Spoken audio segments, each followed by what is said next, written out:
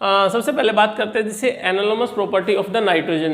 देखिए नाइट्रोजन आज बिल्कुल इजी है, कोई नया स्टूडेंट है वो भी, कोई पुराना स्टूडेंट है वो भी, दोनों के लिए आसान है।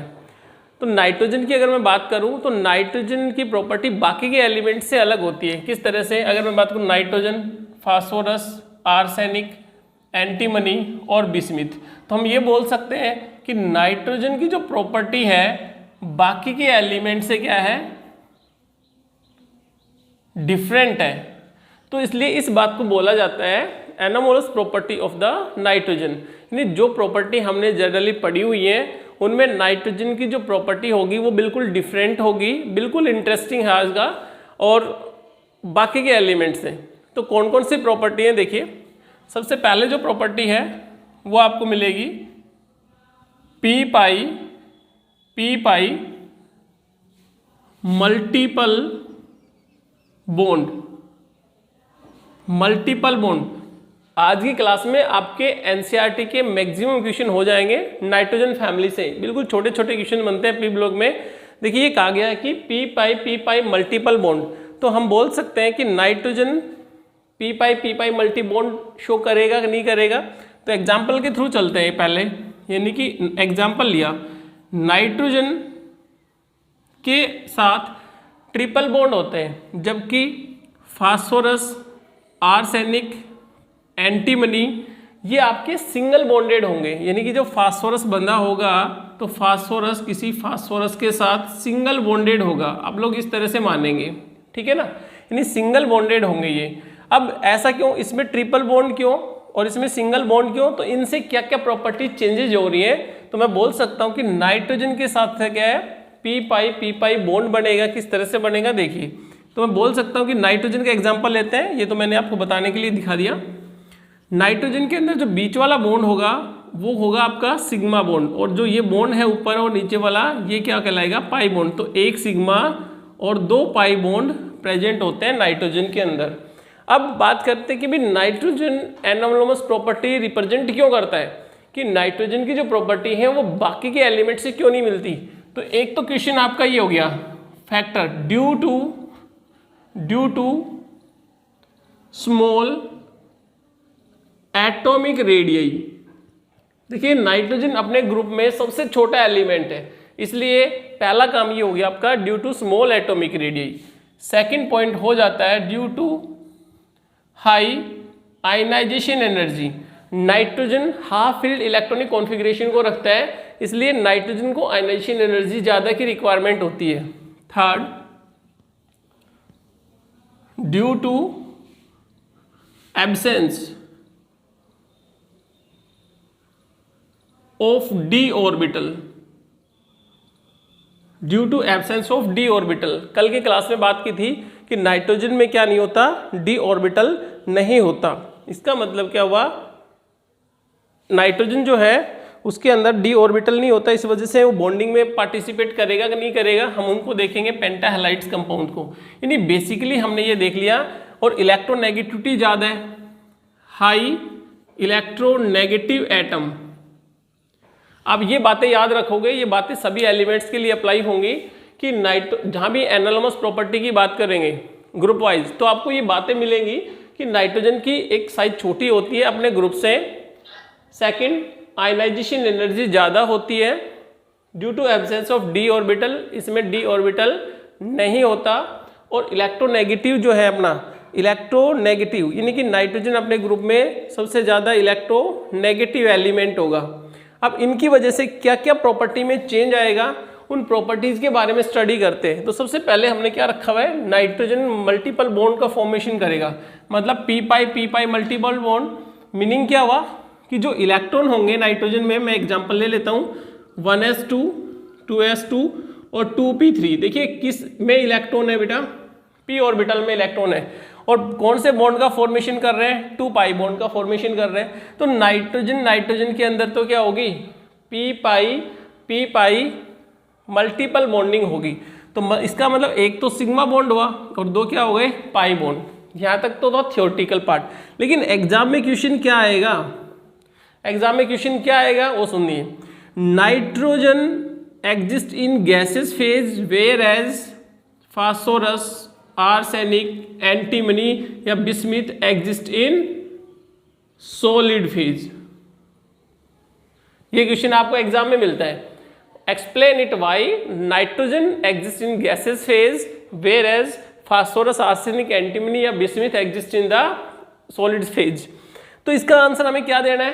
तो आपको एक कंसेप्ट समझ में आ गया कि नाइट्रोजन के साथ क्या है भाई, पी पाई मल्टीपल बॉन्डिंग होती है। तो इसका रीजन क्या हुआ देखिए, जब नाइट्रोजन के साथ पी पाई मल्टीपल बॉन्डिंग होती है तो मैं कह सकता हूं कि between the nitrogen molecules van der Waals interaction, between the nitrogen molecules van der Waals interaction weak होगा। कैसा होगा? ये वीक होगा।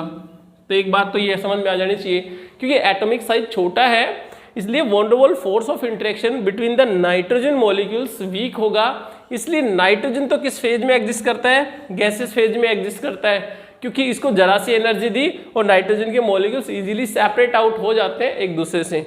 जबकि मैं बात करूं फास्फोरस, आर्सेनिक और एंटीमनी या बिस्मिथ की, तो इसका मतलब on moving down the group atomic radii increases.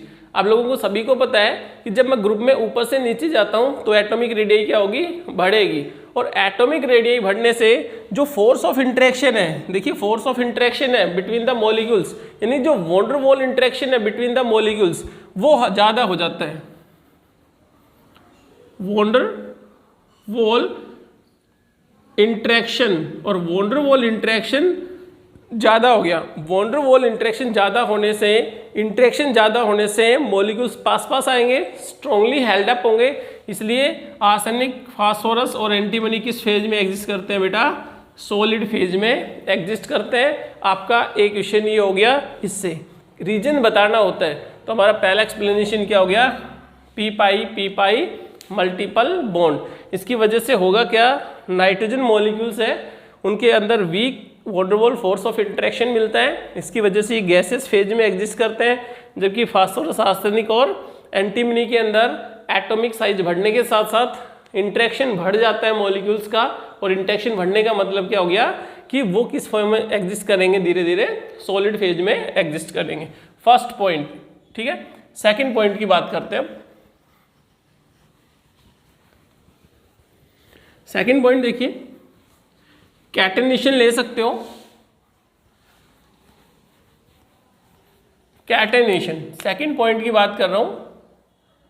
Catenation, catenation word का मतलब ही होता है सेल्फ लिंकेज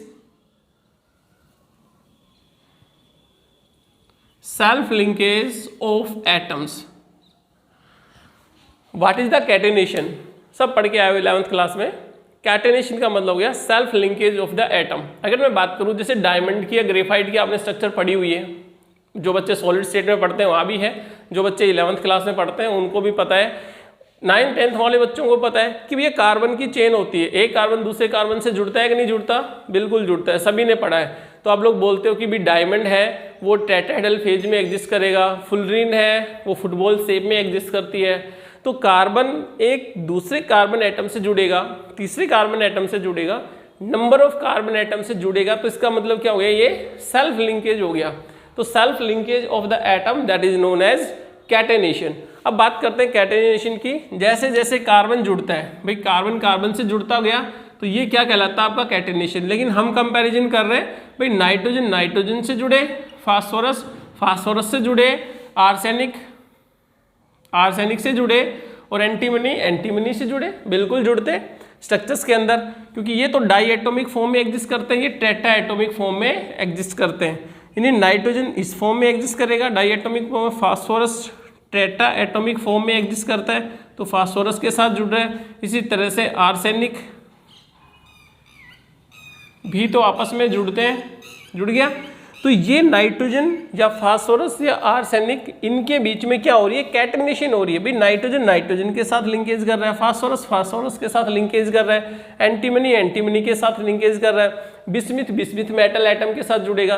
तो the self linkage of the atom that is known as catenation. अब हम कंपैरिजन किसका करते हैं? हमें तो एग्जाम के पॉइंट ऑफ व्यू से देखना है कि हमें क्या करना है, अभी नाइट्रोजन और फास्फोरस की बात करें कि नाइट्रोजन और फास्फोरस में कैटेनेशन पावर ज़्यादा किसकी होगी, तो आपका आंसर आता है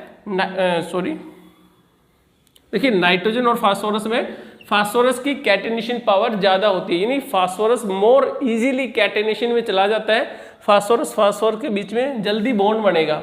इसका रीजन आपको रिप्रेजेंट करना होगा, तो आपका आंसर क्या होगा, देखिए आंसर दे रहे हैं तो मैं कहूँ कि नाइट्रोजन, दूसरा भी नाइट्रोजन है तो नाइट्रोजन पे भी लोन पेयर होगा, नाइट्रोजन पे भी लोन पेयर हो गया, लेकिन इसमें देखिए फास्फोरस, ये भी फास्फोरस के साथ जुड़ेगा तो इस पे भी लोन पेयर है और इस पे भी लोन पेयर है। अब हमने लोन पेयर रिपल्शन पढ़ रखा है, तो इसका मतलब नाइट्रोजन की एटॉमिक साइज छोटी होती है बजाय फास्फोरस एटम के, तो जो बड़ी साइज का एटम होगा तो इसका मतलब दो एटम जुड़ेंगे तो उसकी बॉन्ड लेंथ बढ़ जाती है, तो रिपल्शन कम हो जाता है। रिपल्शन क्या हो जाता है, वीक। ये जो रिपल्शन लगेगा ना और ये जो रिपल्शन लगेगा, तो रिपल्शन ज़्यादा किस में होगा, जिसकी एटॉमिक रेडियस क्या होगी, स्मॉल होगी, जिनकी एटॉमिक रेडियस क्या है, स्मॉल। एटॉमिक रेडियस स्मॉल होने से रिपल्शन ज़्यादा हो गया, तो रिपल्शन ज़्यादा इसमें हुआ, तो रिपल्शन ज़्यादा इसमें होगा, तो इसका मतलब ये एक दूसरे से सेपरेट आउट होने की कोशिश करेंगे। तो सबसे पहले बॉन्ड कौन सा बनेगा, तो इसका मतलब फास्फोरस का बनेगा। तो कैटेनेशन पावर ज़्यादा इसकी, यानी फास्फोरस की कैटेनेशन पावर ज़्यादा होती है बजाय किसके, नाइट्रोजन के, क्योंकि नाइट्रोजन के बीच में जो रिपल्शन होगा वो क्या हो जाता है, वो बढ़ जाता है, इसी वजह से कैटेनेशन पावर कम हो जाती है। सेकंड क्वेश्चन आपका ये बनने वाला है। थर्ड क्वेश्चन की बात करते हैं,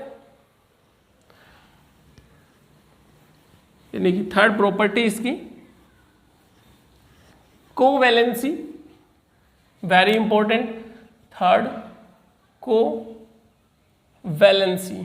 देखिए कोवैलेंसी वर्ड का मतलब क्या हुआ, कोवैलेंसी।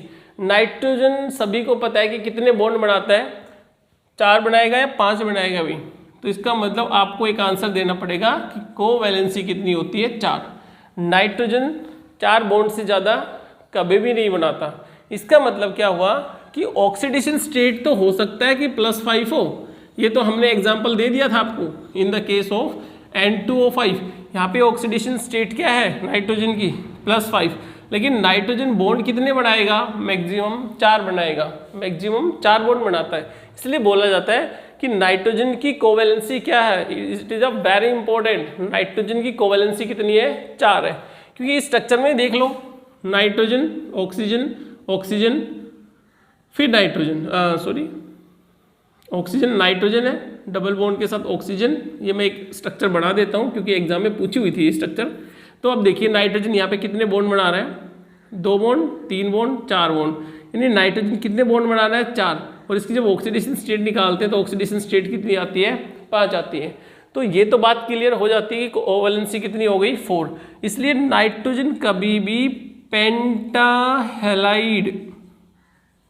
पेंटाहेलाइड का फॉर्मेशन नहीं करता। Nitrogen do not form pentahalide, क्योंकि क्वेश्चन आएगा, क्वेश्चन क्या है, NF5 NCl3 या बोलें NCl5 NBr5 N आयोडीन का तो पता ये सभी को बनेगा ही नहीं, यानी इनका फॉर्मेशन नहीं करता। Nitrogen do not form pentahalide compounds, explain it Y, question मिलता है आपको एग्जाम में।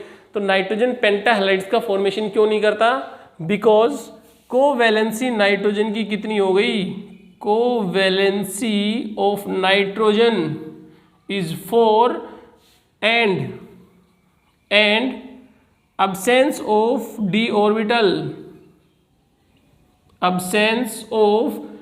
orbital, भैया नाइट्रोजन में d ऑर्बिटल होता ही नहीं है।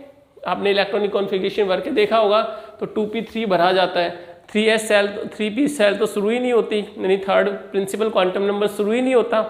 तो इसका मीनिंग हो जाता है कि नाइट्रोजन कभी भी पेंटाहेलाइड्स का फॉर्मेशन नहीं करेगा due to absence of the d orbital. It is the very very very important point, इसका ध्यान रखेंगे। इसलिए ये बात किस में पढ़ते हैं, हम कोवैलेंसी में पढ़ते हैं। एक बात और जो सबसे ज़्यादा ज़रूरी है, डी पाई पी पाई मल्टीपल बॉन्डिंग। तो उसका बाद में बात करते हैं भैया, यानी कि लास्ट पॉइंट आपका इसमें इंपॉर्टेंट जो हो गया वो है डी पाई पी पाई मल्टीपल बॉन्ड। यानी कि जैसे जैसे हमने बात की, जैसे नाइट्रोजन है पी पाई बॉन्ड का फॉर्मेशन करता है, इसलिए डी पाई पी पाई बॉन्डिंग का कंसेप्ट क्या होता है उसको सीखते हैं। कि हम बात करते हैं अभी नाइट्रोजन, फास्फोरस, आर्सेनिक, एंटीमनी या बिस्मिथ। तो नाइट्रोजन के साथ तो यहाँ पे हम डी ऑर्बिटल की एब्सेंस मानते हैं, जबकि फास्फोरस इसमें डी ऑर्बिटल प्रेजेंट होता है। तो अब हुआ क्या, डी पाई पी पाई बॉन्डिंग से क्या रिजल्ट्स हमारे पास मिलते हैं। तो नाइट्रोजन मैं बात करूं R3N डबल बॉन्ड O, या फिर बात करें R3N डबल बॉन्ड CH2। देखिए R क्या है यहाँ पे, सिर्फ एक एल्काइल ग्रुप है, जैसे मिथाइल, इथाइल, प्रोपाइल कुछ भी लगा सकते हो। तो एग्जाम से जो रिलेटेड इक्वेशन आता है उसको सुनते हैं। क्या आता है कि मैं कहूँ कि हमारे पास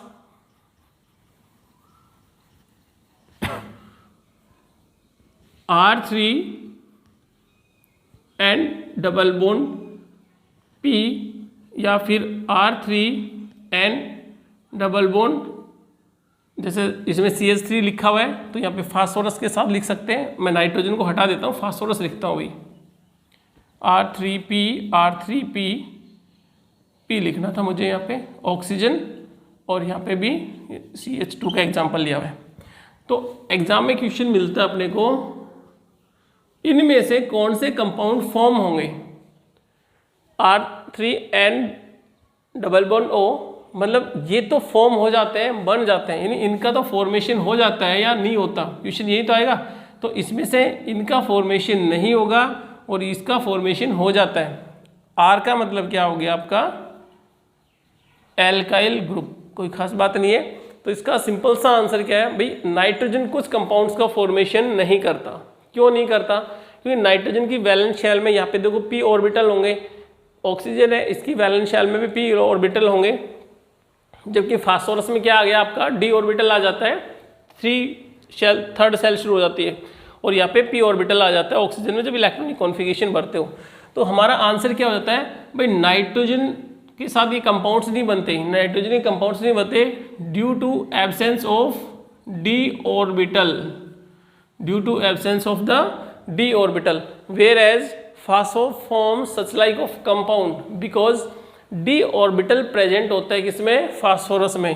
तो इसका ध्यान रखेंगे, काफ़ी इंपॉर्टेंट है एग्जाम के लिहाज से, ठीक है ना। यहाँ पे देखिए बात करते हैं कि नाइट्रोजन की जो प्रॉपर्टी है वो बाकी के एलिमेंट से डिफर है, इसीलिए उसको बोला जाता है anomalous property of the nitrogen. 3-4 property हैं। अब कुछ इजी प्रॉपर्टी है वो भी एक बार देख लेते हैं, जैसे हाइड्रोजन बॉन्डिंग, हाइड्रोजन बॉन्डिंग का केस है। 3 प्रॉपर्टी, 4 हो गई शायद, ये 5वीं प्रॉपर्टी हाइड्रोजन बॉन्डिंग। तो मैं बोल सकता हूँ क्या, हाइड्राइड्स हैं नाइट्रोजन के NH3, फिर उसके बाद फास्फोरस, फिर आर्सेनिक, फिर एंटीमनी लिख सकते हो भाई। तो ये जो हाइड्राइड्स होंगे, इन हाइड्राइड्स में हाइड्रोजन बॉन्डिंग किस में होती है, सिर्फ NH3 मॉलिक्यूल्स में होती है, क्योंकि नाइट्रोजन है। हाइड्रोजन बॉन्डिंग बनाने के लिए जो इंपॉर्टेंट बातें थी वो वही है, हाई इलेक्ट्रोनेगेटिविटी हो, एटॉमिक साइज स्मॉल हो, ठीक है ना। तो ये हाइड्रोजन बॉन्डिंग का केस हो जाता है आपका। अब हाइड्रोजन बॉन्डिंग कौन कौन से एलिमेंट्स बनाते हैं वो देख लेते हैं। फोन, आप क्या याद रखोगे, फोन याद रखोगे, यानी कि फोन है ना वो हाइड्रोजन बॉन्डिंग में चला जाएगा। किस तरह से भैया, फ्लोरीन के साथ हाइड्रोजन बॉन्डिंग हो सकती है, ऑक्सीजन के साथ हाइड्रोजन बॉन्डिंग हो सकती है, और नाइट्रोजन के साथ हाइड्रोजन बॉन्डिंग हो सकती है। पूरी पीरियोडिक टेबल में 3 ही एलिमेंट ऐसे हैं जो कि हाइड्रोजन बॉन्डिंग को फॉर्म करते हैं। कैसे याद रखेंगे, फोन से याद रखेंगे। अब ऐसा क्यों होता है, क्योंकि इनकी आयनाइजेशन एनर्जी ज़्यादा होगी, इनका एटॉमिक साइज कम होता है, एटॉमिक साइज कम होगा यानी, और इलेक्ट्रोनेगेटिविटी सबसे ज़्यादा होती है, यानी कि फ्लोरीन तो सबसे ज़्यादा इलेक्ट्रोनेगेटिविटी लेके बैठा है, उसके बाद ऑक्सीजन, उसके बाद क्या है नाइट्रोजन। तो इलेक्ट्रोनेगेटिविटी सबसे ज़्यादा इन एलिमेंट्स की, एटॉमिक साइज सबसे स्मॉल इन एटम्स की। तो इसका मतलब ये प्रॉपर्टी जिनके अंदर होंगी वो क्या करते हैं, हाइड्रोजन बॉन्डिंग बनाते हैं। हमें अब नाइट्रोजन पढ़ना है तो हम बोल सकते हैं कि नाइट्रोजन का जो मॉलिक्यूल है वो हाइड्रोजन बॉन्डिंग का फॉर्मेशन करेगा, बाकी के एलिमेंट्स हाइड्रोजन बॉन्डिंग का फॉर्मेशन नहीं करेंगे। इसके अलावा आपने मेल्टिंग पॉइंट के बारे में पढ़ रखा है, बॉइलिंग पॉइंट के बारे में पढ़ रखा है, मैं वहाँ पे डिस्कस नहीं करूँगा। थर्मल स्टेबिलिटी के बारे में पढ़ रखा है। बेसिकली ये जो प्रॉपर्टी है ये नाइट्रोजन की डिफर होती हैं बाकी के एलिमेंट से। देखिए डाई नाइट्रोजन का मतलब डिस्कवरी किसने की डाई नाइट्रोजन की, ये है डैनियल रैदरफोर्ड। डैनियल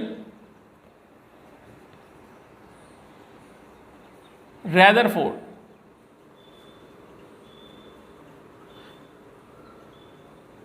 इन 1772 के अंदर डैनियल रैदरफोर्ड ने डिस्कवरी की नाइट्रोजन की, ठीक है, एलिमेंट्री फॉर्म में की थी। हम इसकी प्रिपरेशन पढ़ते हैं, प्रिपरेशन ऑफ डाई नाइट्रोजन। बिल्कुल इजी है प्रिपरेशन। सबसे पहले प्रिपरेशन हम देखेंगे कमर्शियल पर्पज से, कमर्शियल पर्पज से डाई नाइट्रोजन को किस तरह से फॉर्म किया जाता है। देखिए एनवायरनमेंट के अंदर 78% नाइट्रोजन होती है, हम बोलते हैं ऐसा, तो इसका मतलब उसी नाइट्रोजन को हम कलेक्ट कर लें और उसी से हम नाइट्रोजन को डेवलप कर लें तो ज़्यादा बेटर होगा, सस्ता रहेगा। तो इसलिए दो मेथड होते हैं हमारे पास, एक तो होता है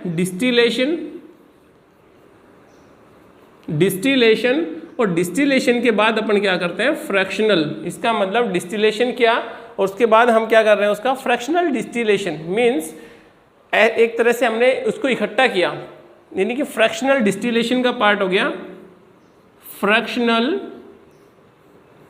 डिस्टिलेशन। और इससे पहले करते हैं लिक्विफिकेशन। लिक्विफिकेशन का बिल्कुल सीधा सीधा मीनिंग होता है कि जो एनवायरमेंटल नाइट्रोजन है उस गैस को, यानी एनवायरमेंटल एयर को कलेक्ट कर लिया गया, ठीक है। कलेक्ट करने के बाद उसका फ्रैक्शनल डिस्टिलेशन किया गया। अब होता क्या है फ्रैक्शनल डिस्टिलेशन, देखिए हम बात करें कि भैया इसका बॉइलिंग पॉइंट, तो बॉइलिंग पॉइंट ऑक्सीजन का और बॉइलिंग पॉइंट नाइट्रोजन का दोनों हमें देखने हैं। क्योंकि जब फ्रैक्शनल डिस्टिलेशन करेंगे तो लिक्विफिकेशन का मतलब किसी भी कंटेनर के अंदर हमने गैस को कलेक्ट कर लिया जिसके अंदर नाइट्रोजन भी आएगी और ऑक्सीजन भी आएगी, तो दोनों का बॉइलिंग पॉइंट अलग अलग हुआ। तो इसका तो बॉइलिंग पॉइंट होता है वो 77.2 केल्विन और ऑक्सीजन है इसका होता है 90 केल्विन, यानी 90 डिग्री केल्विन पे। तो अब जो फ्रैक्शनल डिस्टिलेशन की बात करेंगे, इसका मतलब बॉइलिंग पॉइंट किसका कम है, नाइट्रोजन का बॉइलिंग पॉइंट कम है। यानी जब मैं इसको बॉयल करूंगा, तो बॉयल करने से नाइट्रोजन गैस को अलग से कंटेनर के अंदर क्या कर लिया जाता है, स्टोर कर लिया जाता है। यानी नाइट्रोजन धीरे धीरे बॉइलिंग पॉइंट कम होने की वजह से वेपर फेज में कन्वर्ट होगी और धीरे धीरे हम इसको अलग कंटेनर जोन के अंदर कलेक्ट कर लेते हैं। कब है, तो इसलिए इसी का मतलब क्या हो जाता है, फ्रैक्शनल डिस्टिलेशन बोला जाता है। यानी फ्रैक्शनल डिस्टिलेशन हम तभी करते हैं जब दोनों के बॉइलिंग पॉइंट में डिफरेंस हो। जैसे नाइट्रोजन का बॉइलिंग पॉइंट कम है, इसको हमने हीट किया, हीट करने से ये जो नाइट्रोजन है धीरे धीरे ये वेपर फेज में कन्वर्ट हो गई और धीरे धीरे कंटेनर जोन के अंदर हम इसको कलेक्ट कर लेते हैं। तो बड़ा इजी प्रोसेस है, बाय द फ्रैक्शनल डिस्टिलेशन बोल सकते हो, बाय द कमर्शियल मेथड बोल सकते हो।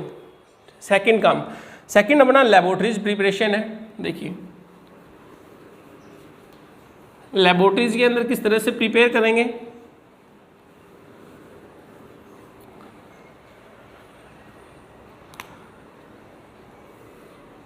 सेकंड मेथड इन लेबोरेटरीज के अंदर किस तरह से प्रिपरेशन करेंगे।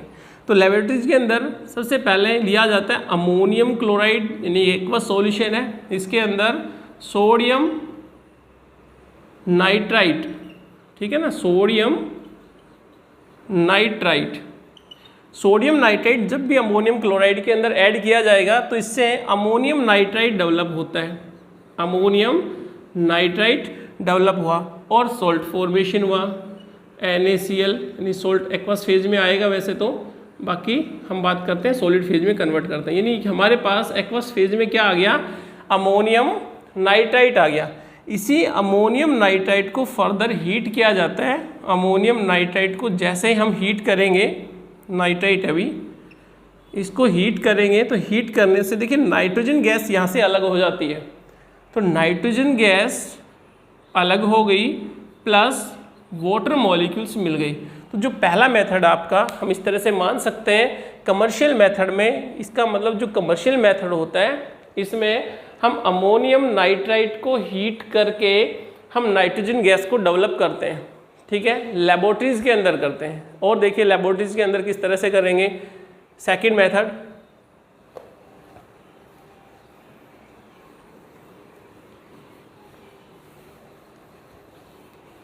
क्रोमियम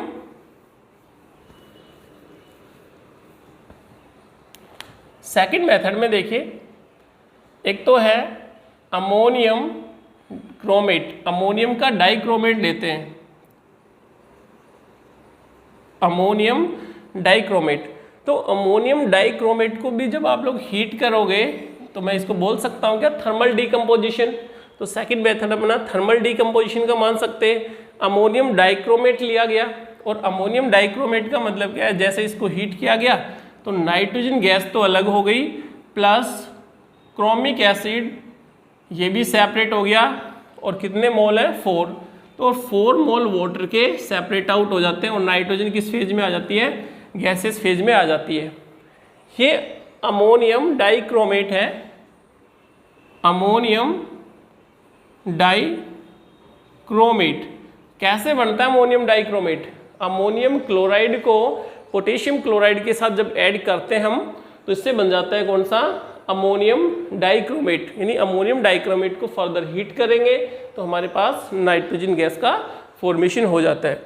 नेक्स्ट देखिए एजाइड से थर्ड प्रोसेस है from azide, from azide.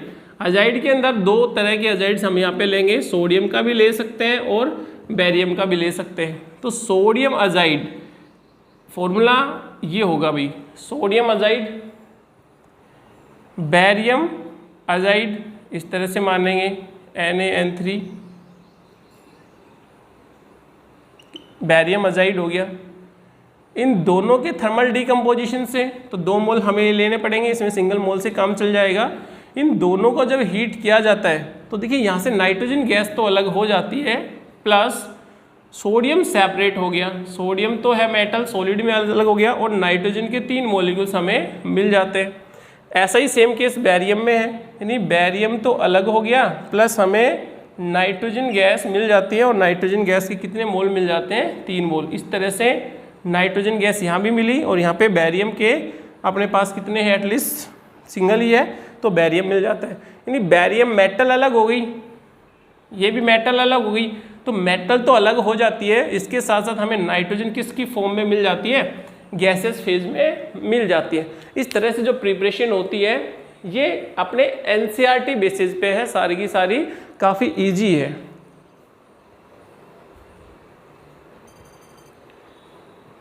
Next बात करते हैं।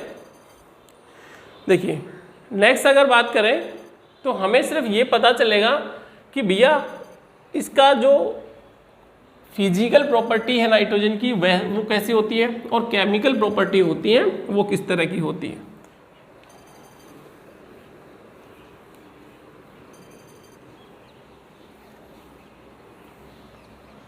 फिजिकल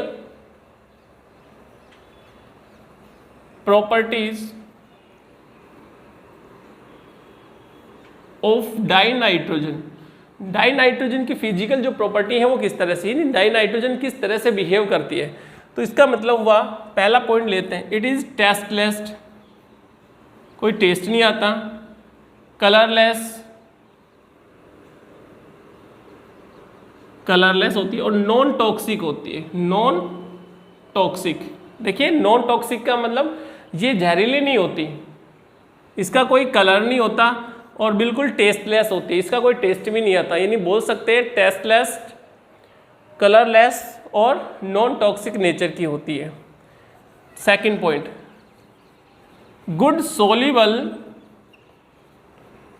इनटू वाटर, और वाटर के अंदर बहुत ही अच्छी सोल्यूबल होती है, यानी तुरंत सोल्यूबल फॉर्म में चली जाती है।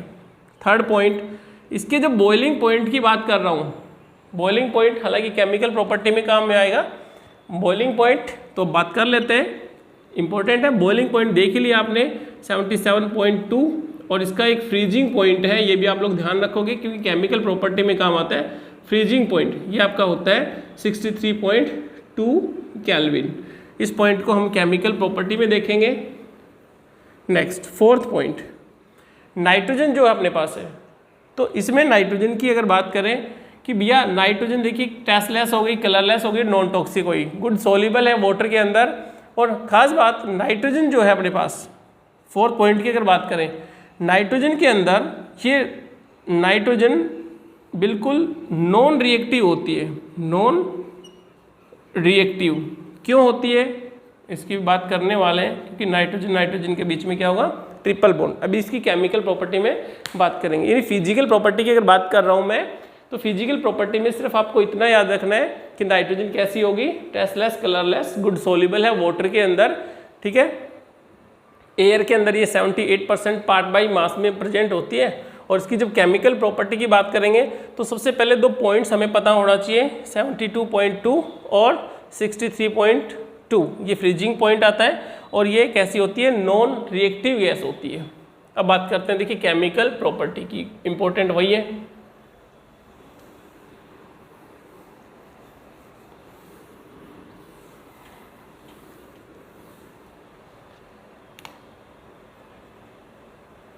केमिकल प्रॉपर्टीज, देखो भाई ये थोड़ा सा इंपॉर्टेंट हो जाता है। Chemical properties of dinitrogen, तो chemical property of dinitrogen की सबसे पहले मैं बात करूं कि ये नाइट्रोजन गैस है। तो नाइट्रोजन गैस हमारे पास नेचर के अंदर बोला कि ये रिएक्शन नहीं करती, यानी नॉन रिएक्टिव है, जैसे हमने अभी एक पॉइंट में देखा था।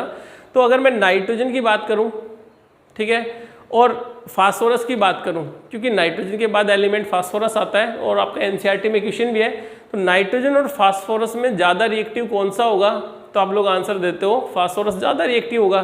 तो उसी फॉर्म में सबसे पहले बात करते हैं कि भैया रिएक्टिविटी यानी रिएक्टिविटी की अगर बात कर रहे हैं तो नाइट्रोजन नाइट्रोजन के बीच में ट्रिपल बॉन्ड है, और ये जो बॉन्ड ब्रेक करेंगे तो इसके लिए कितनी 941.2 किलो जूल 4 किलो जूल पर मोल एनर्जी रिक्वायरमेंट होगी। यानी नाइट्रोजन को जब भी हम एनर्जी देंगे बॉन्ड ब्रेक करने के लिए, तो कम से कम इतनी एनर्जी की रिक्वायरमेंट होगी। और फास्फोरस में अगर बात करें, फास्फोरस कंपाउंड्स के अंदर बात करें, तो फास्फोरस का जो बॉन्ड ब्रेक होगा वो एटलीस्ट 231 केल्विन पे 231.2 किलो जूल पर मोल। तो सबसे पहले बॉन्ड कौन सा ब्रेक होगा भैया, फास्फोरस का ब्रेक हुआ। तो फास्फोरस ज़्यादा रिएक्टिव होगी, क्योंकि फास्फोरस ज़्यादा रिएक्टिव होगा। देखिए हम माचिस है ना, माचिस की बात करते हैं, जलाते हैं, फास्फोरस बना होता है ना उससे आगे की नोक पे फास्फोरस लगा होता है, तो जरा सी रबिंग की और वो क्या होता है, रिएक्टिव फॉर्म में आ जाता है, फायर बर्न हो जाती है। इसका मतलब क्या हो गया, इसमें 231 किलो जूल पर मोल की रिक्वायरमेंट है, इसलिए बहुत तेज़ी से रिएक्ट करता है। जबकि नाइट्रोजन हम बोलेंगे भी नॉन रिएक्टिव है, यानी नाइट्रोजन हम एटमॉस्फेयर में भी देखते हैं तो कैसी है, नॉन रिएक्टिव है।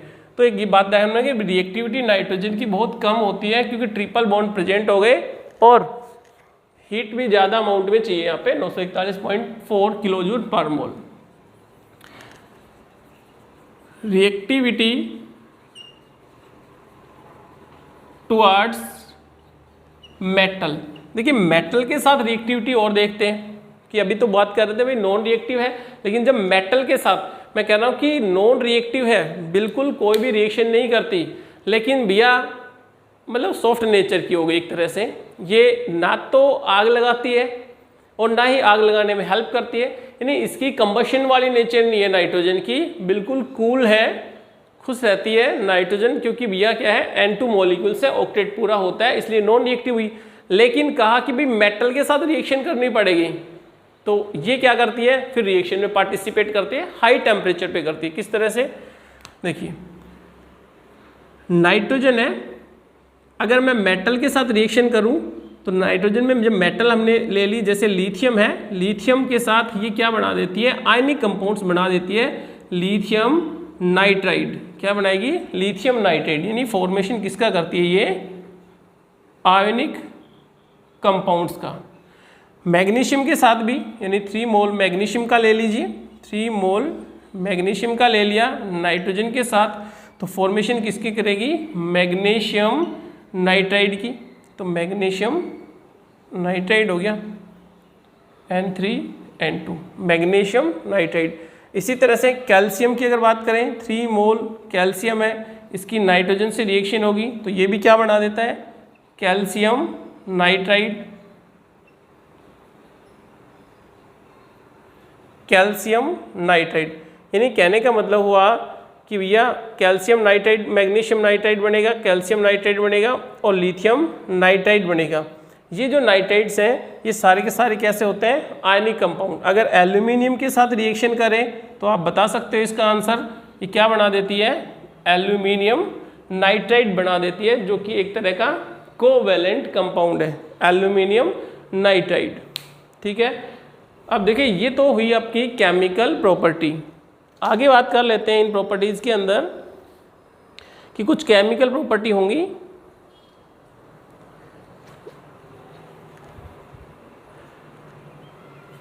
सही दिख रहा है यहाँ तक। और प्रॉपर्टीज की बात करें, देखिए प्रॉपर्टीज है, अगर हमारे पास एल्यूमिनियम नाइट्राइड का फॉर्मेशन हो गया तो ये हमारे पास आयनिक कंपाउंड्स हैं। 2 प्रॉपर्टीज और देख लीजिए जो आपके काम की है। अगर मैं बात करूँ साइनोजन, ये क्या करती है, साइनोजन्स।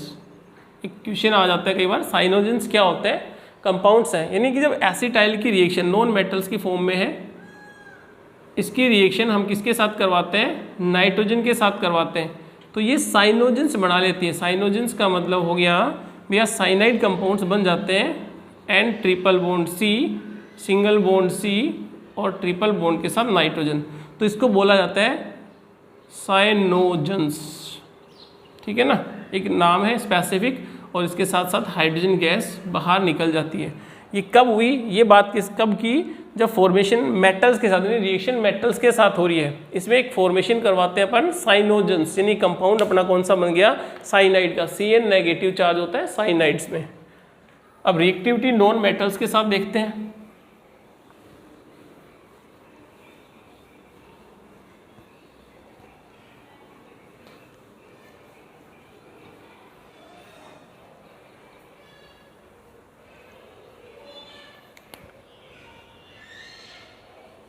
रिएक्टिविटी टुवर्ड्स नॉन मेटल्स, और सबसे पहले हम बात करते हैं ऑक्सीजन की, यानी कि विद ऑक्सीजन। तो नाइट्रोजन जब भी ऑक्सीजन से रिएक्शन करेगी तो नॉर्मली ऑक्साइड से बनाएगी। ऑक्साइड्स का एक अलग से मैं लेक्चर डालूंगा आपको, तो इसमें बात कर लेते हैं भी नाइट्रोजन की रिएक्शन अगर एयर के अंदर प्रेजेंट है ऑक्सीजन तो इससे हुई, तो एटलीस्ट हमें 2273 से और 3273 केल्विन टेम्परेचर चाहिएगा, तो इसमें बन गया ऑक्साइड्स, यानी नाइट्रोजन का ऑक्साइड्स बन गया। ठीक है, अब ये जो नाइट्रिक ऑक्साइड्स है ये गैसेस फेज में एग्जिस्ट करेगा, यानी एनवायरनमेंट के अंदर नाइट्रिक ऑक्साइड्स डेवलप होगा। और इसके साथ साथ क्या होता है, देखिए ये एक तरह की रिएक्शंस होगी नेचुरल। अगर हाई टेम्परेचर पे बात करें, यानी कि एनवायरनमेंट के अंदर NO गैस भी प्रेजेंट होगी, तो वो कहाँ से आती है कि नाइट्रोजन तो प्रेजेंट होगी और ऑक्सीजन भी गैस प्रेजेंट होगी। जब लाइटनिंग होती है, यानी बिजली चमकती है, हम ऐसा बोलते हैं, तो काफ़ी तेज़ी से जो आर्क लाइट डेवलप होती है, इस तरह से हो गया, मतलब काफ़ी तेज़ी से जब बिजली चमकेगी, मतलब काफ़ी हाई टेम्परेचर होगा, तो उस टेम्परेचर पे नाइट्रोजन किससे कंबाइन हो जाती है, एयर के साथ, यानी ऑक्सीजन के साथ, और गैस का फॉर्मेशन करती है नाइट्रिक ऑक्साइड्स का। पहली बात देखो याद रखेंगे, बाकी ऑक्साइड्स हम अलग से पढ़ेंगे। दूसरी, रिएक्टिविटी टुवर्ड्स विद हाइड्रोजन, आपने हैबर प्रोसेस पढ़ा हुआ है। अगर नाइट्रोजन की reaction 3 mole of hydrogen gas के साथ हो जाए तो फॉर्मेशन किसका हो जाता है, अमोनिया का। ये एक तरह की रिवर्सिबल रिएक्शन है। इसके अंदर आयरन तो क्या होगा, एज ए कैटलिस्ट काम करेगा सॉलिड फेज में, और आपको पता है कि मोलिब्डेनम एज ए प्रमोटर होता है। और ये जो रिएक्शन है काफ़ी हाई प्रेशर पे होगी, यानी 200 atm प्रेशर इस पे अप्लाई किया जाता है, तब जाके ये रिएक्शन होती है, जिसका प्रोसेस का नाम है हैबर प्रोसेस। यानी हैबर प्रोसेस में फॉर्मेशन होता है अमोनिया का। हम अलग से भी पढ़ेंगे अमोनिया मॉलिक्यूल्स का, जैसे नाइट्रोजन मॉलिक्यूल्स चल रहा है आज हमारा, तो हम अगले वीडियो लेक्चर के अंदर एक तो अमोनिया की केस है वो पढ़ने वाले और ऑक्साइड्स वाले पढ़ने वाले, यानी अलग अलग आपको वीडियो लेक्चर मिल जाएंगे अमोनिया की केस में और ऑक्साइड्स के फॉर्म में, क्योंकि एनसीईआरटी सिलेबस के अंदर है, सारा ही वो इम्पोर्टेंट है, पढ़ना पड़ेगा। रिएक्टिविटी हो गई, ऑक्सीजन के साथ हो गई, हाइड्रोजन के साथ हो गई। तो ये जो बेसिकली रिएक्टिविटी है ये आपके एनसीईआरटी सिलेबस की है, बहुत ज़्यादा टफ नहीं है, ठीक है ना। अब इनमें कोई भी आपको रिएक्शन ना आए तो एक बार बताना मेरे को, मैं इसको दोबारा से रिपीट कर दूंगा। आई थिंक ये थोड़ा सा यहाँ पे क्लियर हुआ होगा। जैसे हम बात करेंगे नाइट्रोजन की, तो नाइट्रोजन का कंपाउंड हो गया, उसके बाद नाइट्रोजन में आगे अमोनिया है, और उसके बाद क्या है, ऑक्साइड्स है। तो नाइट्रोजन के केस में इतना ही है, जो आगे आपको वीडियो लेक्चर में मिल जाएगा।